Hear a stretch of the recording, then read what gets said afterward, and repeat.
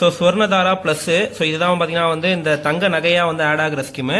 So நீங்கள் வந்து என்னைக்கு பே பண்ணுறீங்களோ அன்னைக்கு கரண்ட் மார்க்கெட்டில் என்ன ரேட்டோ அதுக்கான எடையை வந்து உங்களோட அக்கௌண்ட்டில் வந்து வர வச்சிருவாங்க. நீங்கள் ஃபைனலாக வந்து பார்த்தீங்கன்னா செய்குலி சேதாரம் இல்லாமல் நீங்கள் அந்த நகையை வந்து பர்ச்சேஸ் பண்ணிக்க முடியும், ஜிஎஸ்டி மட்டும் பே பண்ணிட்டு. சேதாரம் அதில் வந்து வேஸ்டேஜ் கிடையாதுன்னு சொன்னாங்க. பார்த்தீங்கன்னா 18% வரைக்கும் உள்ள நகைக்கு வந்து சேதாரம் கிடையாது.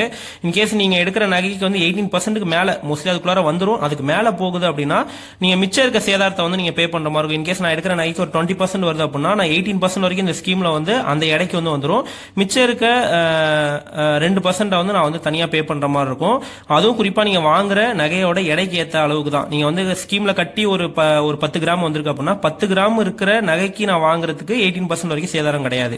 இன்கேஸ் நான் 12 கிராம் வாங்குறேன் அப்படின்னா அந்த 2 கிராமுக்கு நான் சேதாரமும் ஜிஎஸ்டி நான் வந்து பே பண்ணுற மாதிரி இருக்கும். ஜிஎஸ்டி நான் கம்ப்ளீட்டாக எல்லாத்துக்குமே பே பண்ணுற மாதிரி தான் இருக்கும். ஆனால் 11 மாதம் தான் இதுவும் ஸ்கீமு.